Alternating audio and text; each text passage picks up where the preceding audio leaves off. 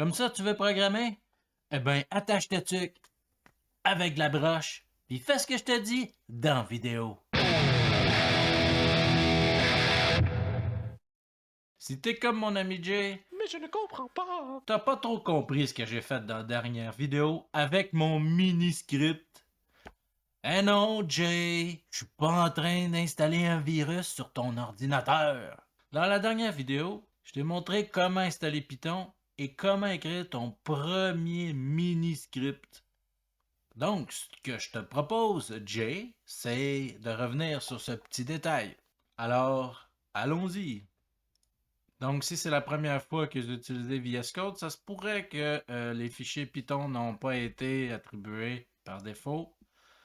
Donc, je fais bouton droit, ouvrir avec VS Code. Mais pour être sûr que ce soit toujours effectif, je fais choisir une autre application, j'utilise VS Code et je fais toujours. Et c'est parti. Super. J'ai maintenant la... Bah, bye. Welcome. J'ai donc la super interface VS Code avec un fond noir. Ça me fait triper. Donc, qu'est-ce que ça fait print? Print, c'est un mot-clé, c'est une fonction de base de Python, il y en a plusieurs, mais c'est une des fonctions que j'utilise le plus. Print, c'est comme un espion. Il permet de voir ce qui se passe dans le code. Parce que je pourrais rouler un code intégral de Python sans jamais vraiment voir ce qui se passe derrière. Print, ça me permet d'imprimer à l'écran de l'information. Dans ce cas-ci, j'imprime à l'écran un bout de texte qui est écrit Wow, je suis programmeur. Si on veut lancer l'exécution à partir de VS Code, je pourrais faire F5. F5, c'est l'équivalent de Start Debugging pour démarrer le débogage. Donc, je fais F5. Oui, je fais confiance à mon espace. You don't have an extension for debugging, should you find... bien sûr. Ce qui m'amène à tout de suite à sauter dans le vif. C'est un petit peu trop technique, sérieusement, là, pour commencer, mais bon. Allons-y quand même. Une des choses que j'installe d'entrée de jeu, c'est ça ici. Ça va être dans les extensions, pour ceux en passant de VS Code, il y en a une panoplie d'extensions. Vous avez juste à vous lancer. Donc, une des extensions que j'utilise d'entrée de jeu, c'est celle-ci, qui s'appelle tout simplement Python. On voit le nombre de downloads, ce qui peut être rassurant, 117 millions. Bon, allons-y. Donc, il y en a une panoplie qu'on pourrait installer, mais on va s'en tenir à celui-ci. Je reviens dans l'interface principale et allons-y, F5. Maintenant, j'ai un choix. Je vais utiliser Python Debugger, Python File, et c'est parti! Maintenant, je peux regarder dans le terminal juste en bas. Et voilà.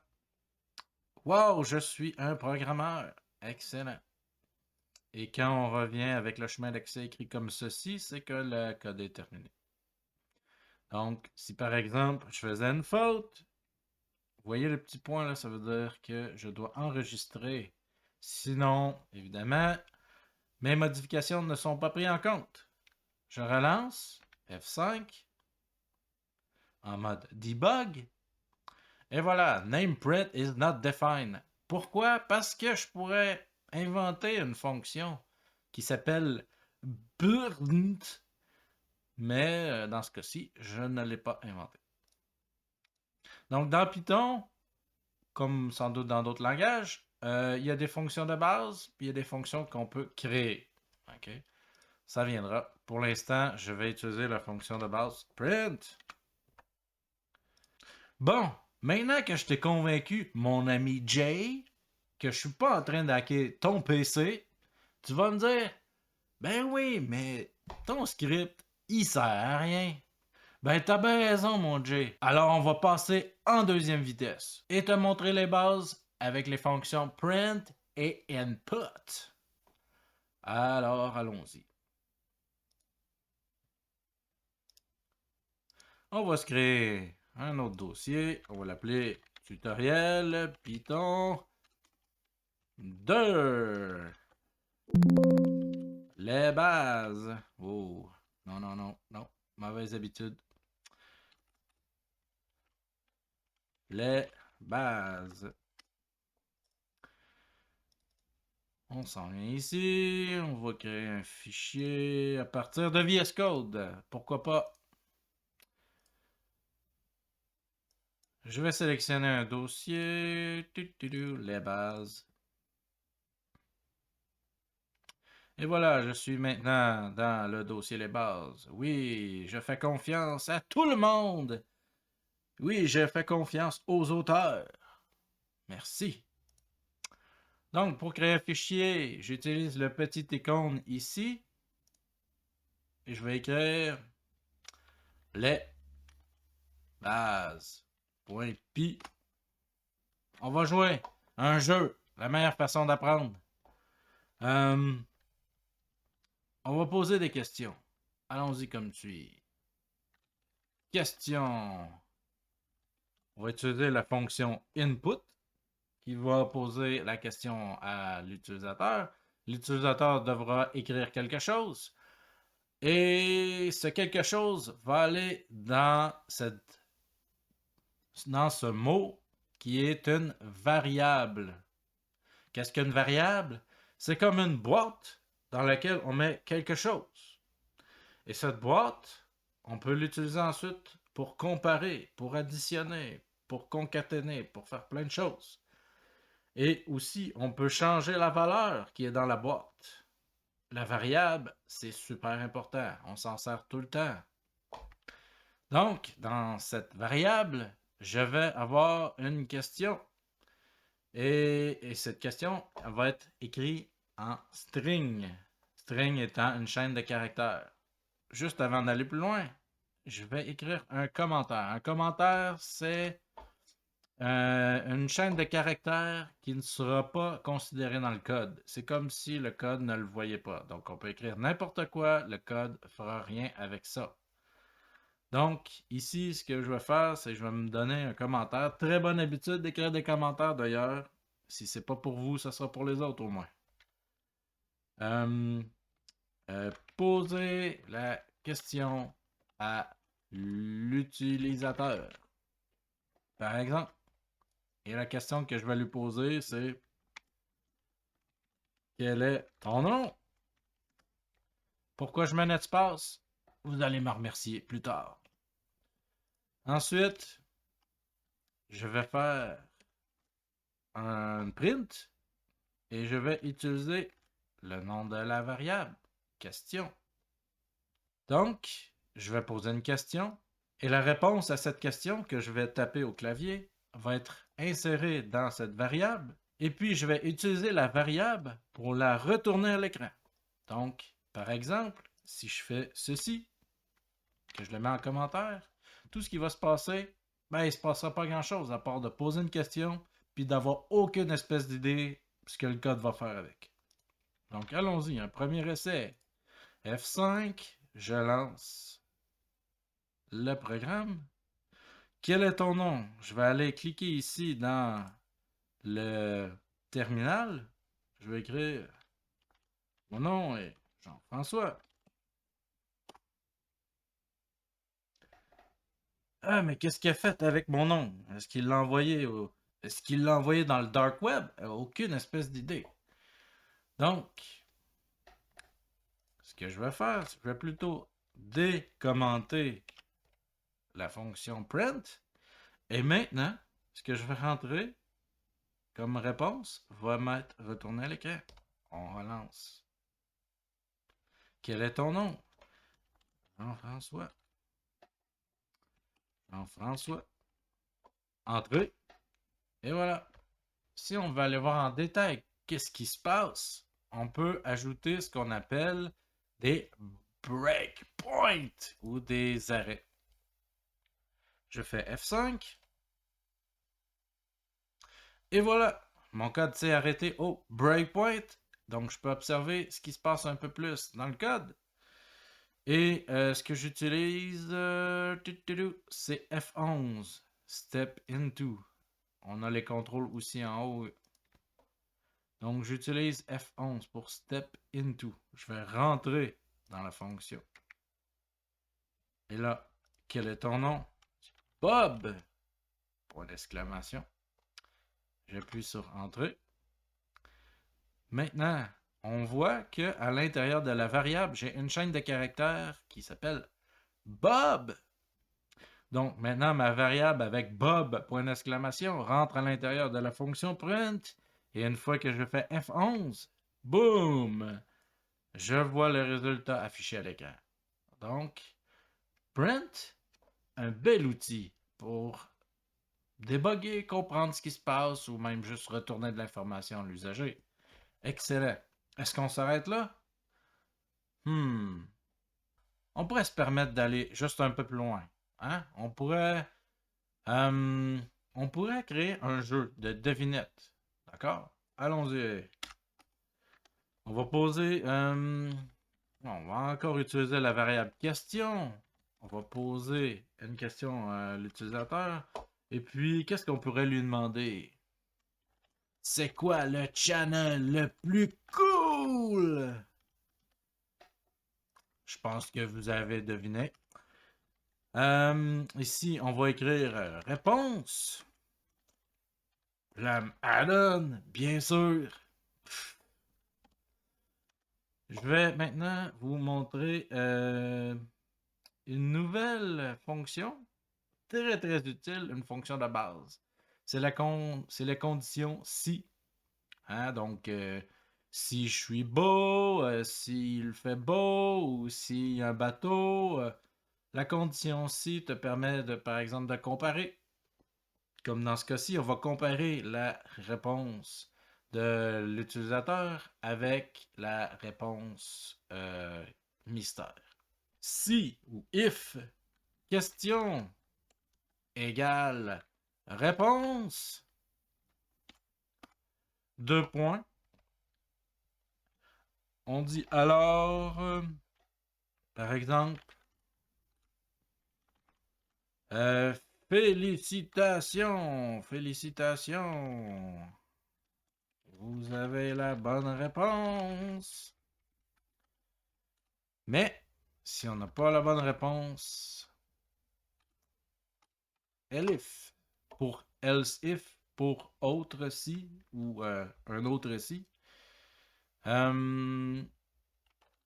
Ou plutôt else. On aura deux choix. Else, ça me permet de dire que si mes conditions ne sont pas remplies, automatiquement, je tombe dans cette condition.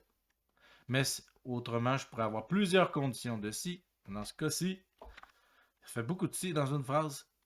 Ah, ça mérite une pause.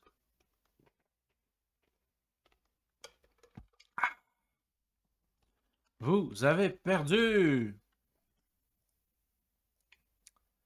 Et voilà. Donc, je vais lancer le code et je vais mettre un arrêt juste pour voir qu'est-ce qui se passe. Allons-y, je fais F5. C'est quoi le channel le plus cool? Ah, je sais pas, moi. Bah.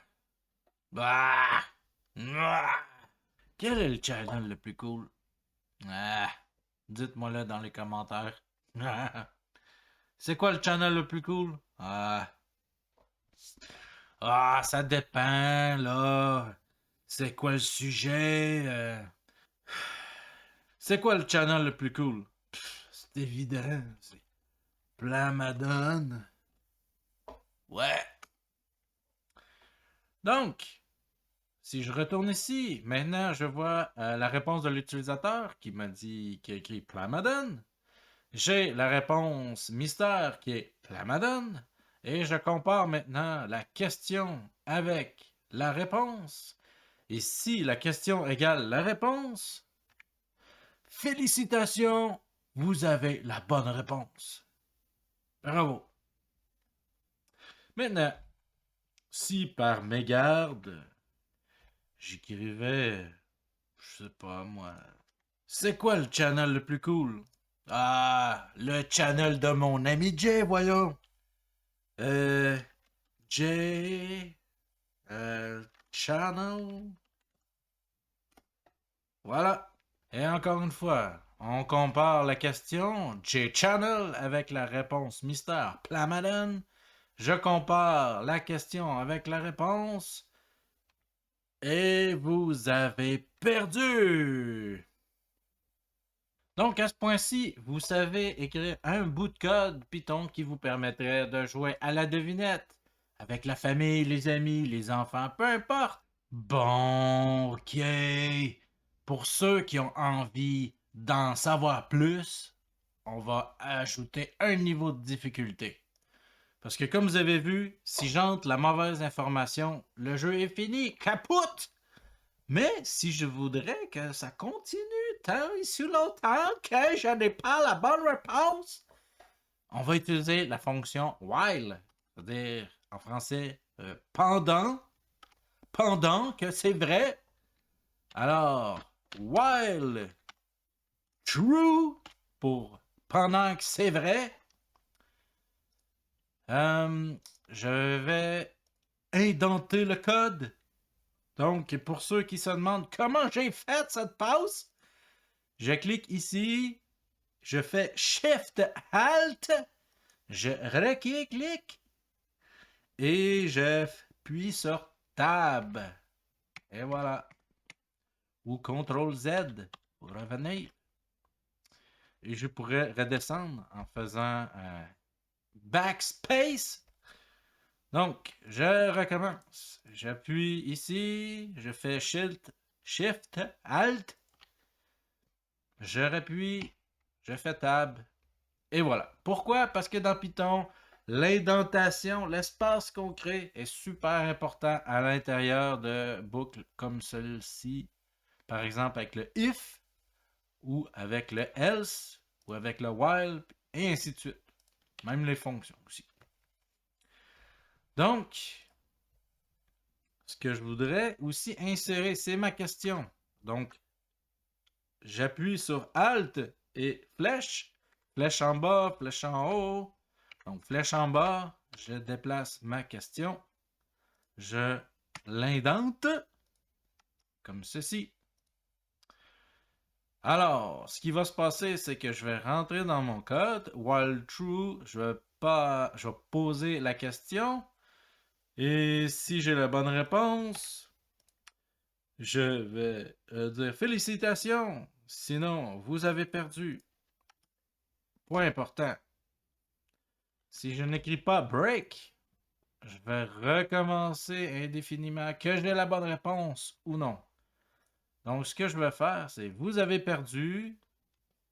Pourrais rajouter veuillez, s'il vous plaît, recommencer. Sinon, faites Control C. Merci. Alors, je lance le code avec F5.